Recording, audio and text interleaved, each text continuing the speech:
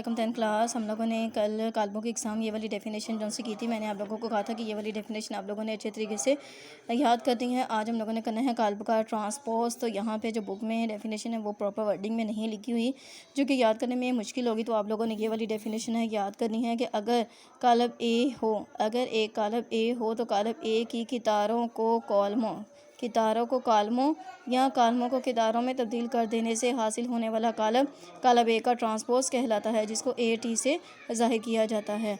ठीक है, जैसे हमारे पास ये ए है, इसमें देखें कि हमारे पास फर्स्ट कितार ये है, सेकंड कितार ये है। अब कितार को या तो कॉलमों में या कॉलमों को कितारों में, तो हम लोग यही करते हैं कि कितारों को कॉलमों में चेंज कर लेते हैं, ये आसान रहता है। ये हमारे पास कितार है, इसको कॉलम में लिख दिया, ठीक है, और ए ट्रांसपोज आ गया। यहाँ पे ए था, यहाँ पे ए ट्रांसपोज आ गया, कितार कॉलम में चेंज हो गई। फिर सी डी कितार थी, कॉलम में चेंज होगी, तो ये काल्ब का ट्रांसपोज आ गया। इसी तरीके से हमारे पास बी है और बी ट्रांसपोज है। देखिए हमारे पास फर्स्ट कितार है, इसको कॉलम में लिख दिया। फिर कितार है, इसको कॉलम में लिख दिया। कितार है, कॉलम में लिख दिया। ठीक है, आप लोगों ने डेफिनेशन अच्छी तरीके से याद करनी है। सेकेंडली कि यहाँ पे हमारे पास कुछ इन्फॉर्मेशन है कि अगर इसका दोबारा ट्रांसपोज ले लें तो वो तो फिर दोबारा ए के बराबर आ जाता है, ये वाली। ठीक है, आप लोगों ने जो सी इन्फॉर्मेशन है वो याद रखनी है। फिर के ए का हो ट्रांसपोज मल्टीपल फॉर्म में है, तो कांस्टेंट नंबर का जो सा ट्रांसपोज नहीं होता, बल्कि जो हमारे पास वैल्यू होती है उसी का ट्रांसपोज होता है। तो कि ए ट्रांसपोज आ गया, फिर ए प्लस बी हो transpose, A transpose plus B transpose अगर मल्टीप्लाई फॉर्म में आगे हैं, प्लस फॉर्म में इसी तरीके से आएगा, मल्टीप्लाई फॉर्म में आएंगे तो बी ट्रांसपोज फिर ए ट्रांसपोज आएगा।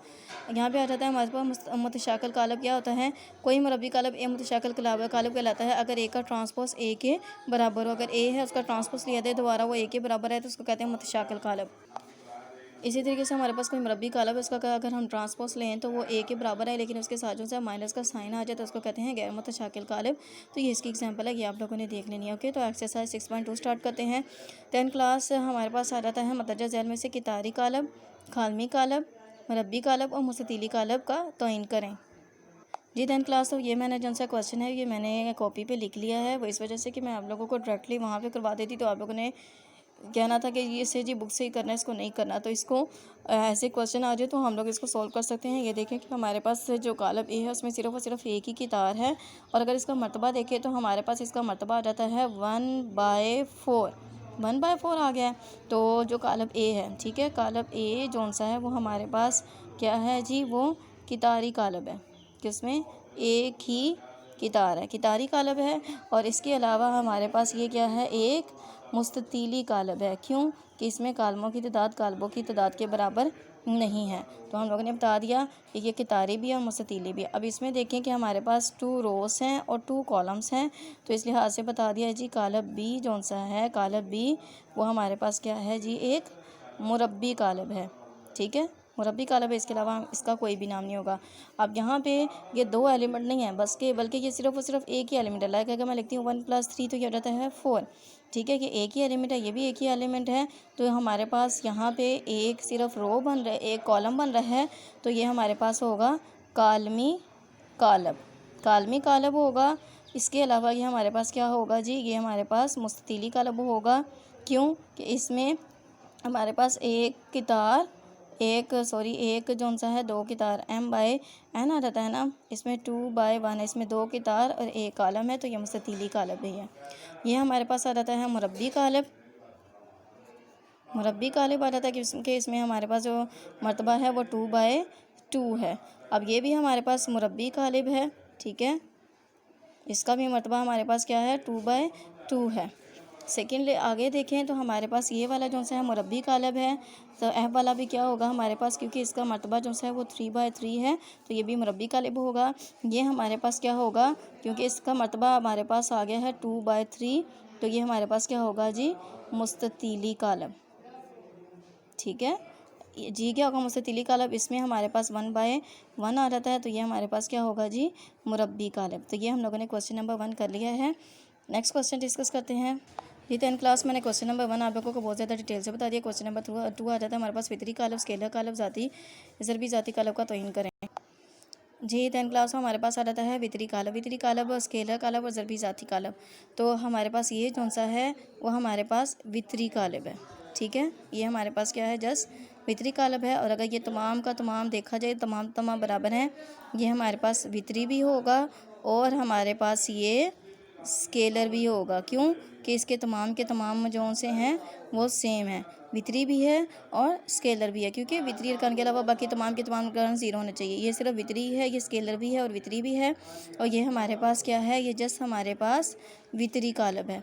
अब यहाँ पे देखें तो ये हमारे पास सबसे पहले हम कहेंगे कि ये वितरी है, क्योंकि वितरी कालब की डेफिनेशन क्लियर हो रही है। फिर हम इसको ये कह सकते हैं कि ये हमारे पास स्केलर भी है। फिर थर्ड लिहाज से देखें तो तमाम के तमाम एलिमेंट्स जो से 1 है, तो हम कहेंगे ये वहदानी कालब भी है। अच्छा जी, तो ये हमारे पास ये भी हमारे पास वितरी भी है और इसके अलावा हम ये भी कह सकते हैं कि ये हमारे पास स्केलर भी है। ये हमारे पास सिर्फ़ और सिर्फ वितरी कालब है। और इसके लिहाज से देखें तो ये हमारे पास वितरी भी है और ये हमारे पास स्केलर भी है। तो जी 10 क्लास हमारा क्वेश्चन नंबर 2 भी कंप्लीट हो गया है। नेक्स्ट क्वेश्चन आ जाता है, दर्जल कालबों का ट्रांसपोज मालूम करें। ट्रांसपोज मालूम करें। जी 10 क्लास दर्जल कालबों का ट्रांसपोज मालूम करें, तो हम लिखेंगे तरफैन का ट्रांसपोज लेने से। तरफैन का ट्रांसपोज लेने से आप लोगों ने एक प्रॉपर तरीके से करना है। 8 लिखा, फिर लिखा हम लोगों ने 3 4 -1 4, इसके ऊपर लिख लिया है ट्रांसपोज।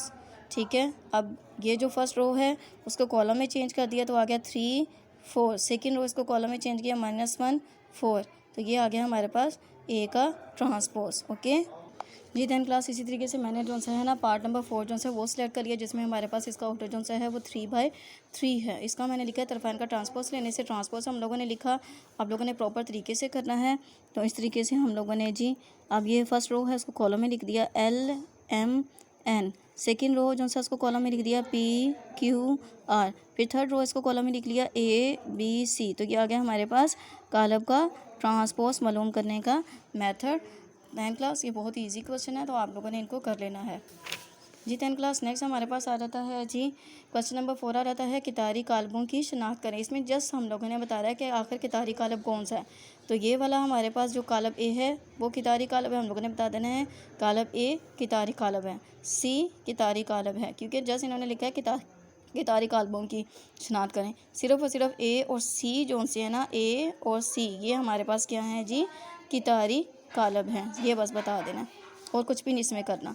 क्वेश्चन नंबर 5 आ जाता है, कालमी कालबों की शनाख्त करें। जो कालमी कालब जिसमें सिर्फ और सिर्फ एक कालम हो। कितार होता है जिसमें सिर्फ और सिर्फ एक कितार हो, कितारी कालब होता है। कालम वो होता है जिसमें सिर्फ और सिर्फ एक कितार हो, उसको कितारी कालब कालमी कालब कहते हैं। इसमें हमारे पास नोट दैट ए एंड सी ये और ई, तो इसमें हमारे पास क्या आ गया है जी, ए सी एंड ई हमारे पास ये क्या हैं, हमारे पास कालमी कालब हैं। ओके जस्ट हम लोगों ने ये बताना है और इसका कुछ भी नहीं करना। कालमी कालबों की पहचान कीजिए। दोबारा इसमें यही वाला सवाल आ गया है, तो इसमें जस्ट हमारे पास जो सी है वो हमारे पास क्या है, कालमी कालम है, क्योंकि डेफिनेशन के अकॉर्डिंग एक ऐसा कालम जिसमें सिर्फ और सिर्फ एक कालम उसको कालमी कालम कहते हैं। ओके देन हमारे पास क्वेश्चन नंबर 7 आ गया। इसमें आता है 3 × 3 मरतबा की मरबी कालमों की पहचान करें। तो 3 मरतबा मतलब कि 3 number of rose and number of column.